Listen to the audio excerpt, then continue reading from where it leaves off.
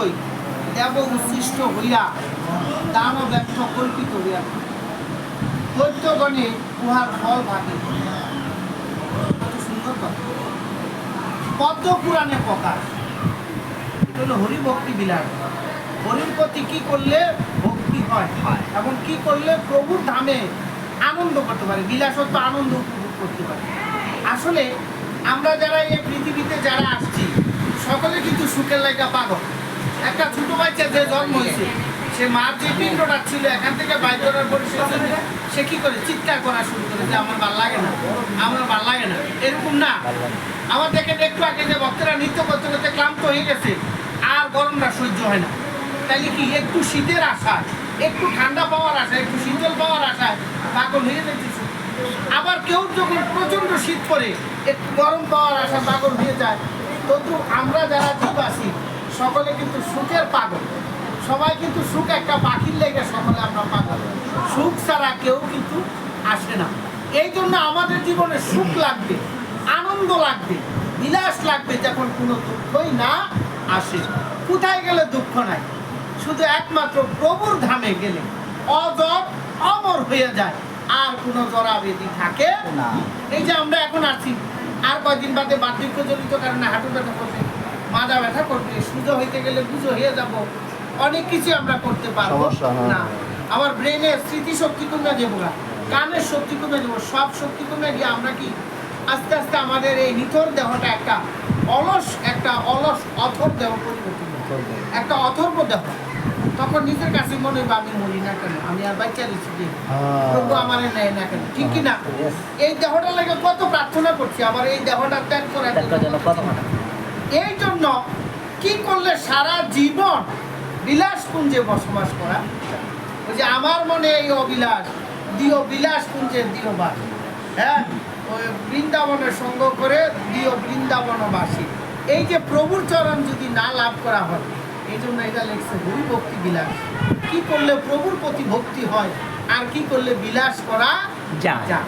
এখানে দেখেন এদিকে লেখছে, যে সকল বৈষ্ণব ব্যক্তি ভগবানকে পূজ্যমান দর্শন করে, প্রভুর বিগ্রহ দেখেও পূজ্যমান মানে মন ভক্তিতে ভক্তি করে, ভক্তি দিলেও করতে নেই, উঠলেও করতে নেই, আর কোনো হুশ এরকম আছে না, অনেক বাচ্চা দেন ভক্তি দেওয়ানের আগে উঠতে যায়, মানে ধৈর্যই রাখা যায়, এরকম না।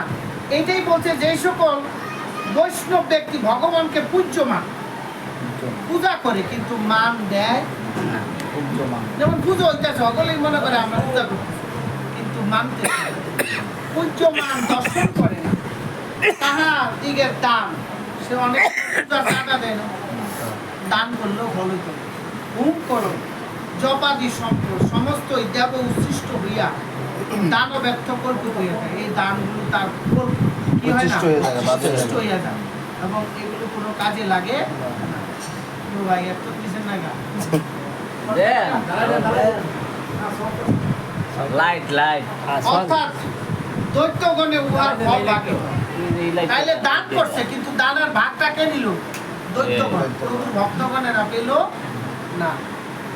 ওই স্থানে শ্রী নারায়ণ নারদ সংবাদে পূজা বিধানে কথনে বর্ণিত সুগম দুর্গম যে স্থানে হোক, যাহারা বেদুক্ত ক্রিয়া দ্বারা প্রতিষ্ঠিত ভগবানের মূর্তি দর্শন করেন, যমের কিঙ্কর বৃন্দ তাহাদিগকে দণ্ডিত করিয়া থাকে। কি কইছে? প্রভুর বিগ্রহ আছে যেখানে, এটা সুগম হোক কিংবা দুর্গম হোক, মানে যাইতে কষ্ট হোক কিন্তু সহজ হোক, যা হোক তোমার যাইতেই হইবে, যাইয়া তাকে দর্শন করতে হবে। এবার কইছে কি, যাহারা বেদুক্ত ক্রিয়া দ্বারা প্রতিষ্ঠিত, মানে প্রভুর তো বেদুক্ত বলতে বেদত্ব গান, প্রভুর যেখানে বিগ্রহ স্থাপন করা হয়েছে এই গান হয়েও যারা সেখানে যায় না, দ্বারা প্রতিষ্ঠিত ভগবানের শ্রীমূর্তি দর্শন করে না করে, যম কিঙ্কর বৃন্দ মানে যমের যে 14 পুত আছে, যমের 14 ছেলে, এই 14 ছেলেরা কি করে? তাহাদিগকে দণ্ডিত করিয়া থাকে, তারপরে যমলোকে নিয়া যায়। এইবার বলছে, অতঃপর ভগবানের উদ্দেশ্যে দ্রব্য দানের মাহিতি, ভগবানকে দান করলে কি? বিষ্ণুর উদ্দেশ্যে তদ্ভক্তকে যাহা কিছু দেওয়া হয়, প্রভুর উদ্দেশ্যে প্রভুকে বা প্রভুর ভক্তকে যাহা কিছু দেওয়া হয় সেই দানই নির্মল করিয়া নির্মল, কোনো এটার মধ্যে মল থাকে না। এবং তাহাই মুখ্য সাধন হইয়া থাকে। কুর্ম পুরাণে প্রকাশ দেখছেন, এতক্ষণ বলছে পদ্ম পুরাণে, এখন আসছে কুর্ম পুরাণ।